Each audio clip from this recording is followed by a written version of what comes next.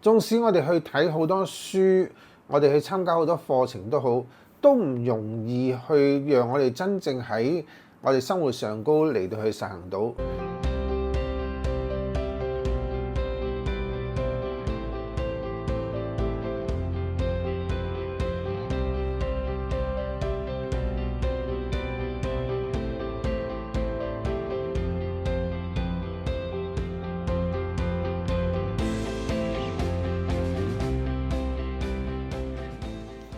Hello， 大家好，歡迎大家翻到嚟胡思亂想，快活人生。喺上兩個禮拜之前嗰集咧，就講到點樣瞬間去轉換我哋嘅情緒。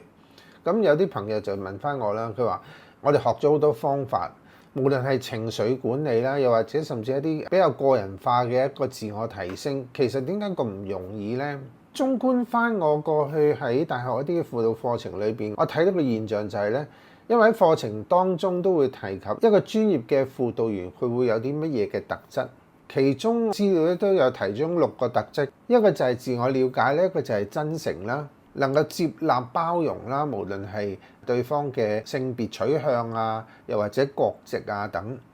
咁啊有彈性啦，能夠對人嘅言語行為敏鋭啦，同埋咧自己嘅情緒都需要穩定。咁喺第一份功課，我就要求學員咧，根據自己嘅情況嚟到去為自己打個分數。然後咧，除咗打分之外咧，亦都叫學員自己寫出佢會用啲乜嘢方法嚟到去改善或者提升自己。咁翻嚟嘅結果，一啲人打得高分，有啲人打得低分，而且亦都寫出林林總總嘅改善方法，可能話睇書啊，甚至見輔導啊，參加一啲課程啊等等。但我睇到一樣嘢，縱使佢寫咗呢啲方法都好啦，我相信都未必真係能夠好可以幫助學員咧嚟到喺佢自己嘅範疇裏邊去提升。原因就係學員喺評估自己每一項特質嘅時候咧，唔單止係學員，好多時我哋一般人如果要你去自己打個分數都好咧，你都可能係用一個好籠統模糊嘅印象而係俾出一個分數。嗱，呢個唔牽涉對錯嘅問題，只不過如果我哋要去話改善我哋無論係情緒或者我哋自己個人嘅特質，甚至係自我提升，縱使我哋去睇好多書，我哋去參加好多課程都好，都唔容易去讓我哋真正喺我哋生活上高嚟到去實行到。其實好主要原因就係我哋去評估自己嘅時候咧，係唔夠具體。因為人嘅大腦咧，其實習慣好多將事情咧去籠統嚟到去歸類，以至我哋容易去處理嘅。呢個其實係一個好事。不過當我哋去話要去改善我哋自己嘅時候咧，我哋就需要一啲具體啲嘅特質或者特定嘅場景咧，我哋先至知道自己喺邊一方面係需要有提升。因為每一個特質又或者其他你想提升嘅方面都好，原來喺唔同嘅處境當中咧，我哋嘅反應咧都會有唔同。譬如話耐性方面，你可能對某啲人你特別有耐性，但係對另一啲人咧你又欠缺耐性嘅。所以如果你脫離一個特定嘅處境嘅時候咧，你無論點做都好，你好難去滿足晒所有唔同嘅情景嘅。故此我哋要去改善或者提升嘅話，我哋需要咧去逐一個處境底下嚟到去處理。呢個唔單止係要提升我哋自己啦，甚至我哋要解決一啲嘅問題嘅時候咧，我哋同樣係咁樣處理。如果唔係，你發覺咧好多嘢撈埋一齊咧，你就好難以去處理。咁有啲朋友就可能會話：哇，咁咪要好花時間咯。係㗎，因為唯有將你每一個你覺得有問題嘅處境揾出嚟，而個別單獨嚟到處理，咁你先至知道要改善邊一方面咧，要提升幾多咧，要點樣去回應咧，等等。如果唔係嘅話，你只有一個籠統嘅印象嘅時候，你要去處理嘅話，你就會可能會覺得無從入手。所以就算我哋話要去處理我哋情緒都好啦，有陣時一啲事件裏邊，我哋或者都唔係只有單一嘅情緒問題。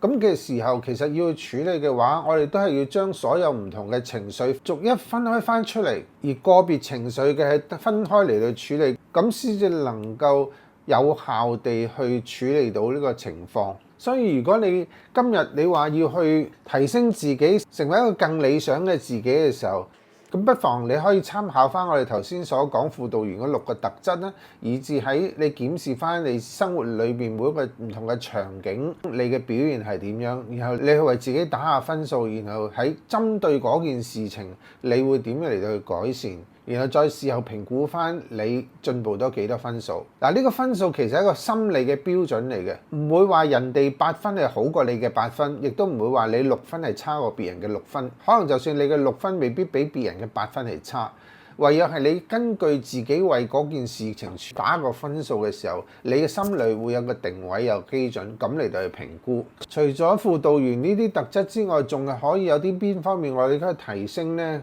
咁我覺得喺基督教聖經裏邊，佢講到一個靈性高超嘅人，佢嗰個特質都可以作為我哋參考，同埋我哋培養我哋自己嘅嗰啲方向。咁係有9方面嘅。咁第一方面就係嗰個愛心啦，第二方面就係你抱持一個喜樂嘅心啦，第三就係一個平靜啦、和平咧嘅心境，第四就係有好高嘅忍耐力啦、有耐性啦，第五咧就係你有一種慈悲心。第6咧就係善良啦，第7就係誠信，你係能夠做一個誠實啦同埋值得信賴嘅人啦。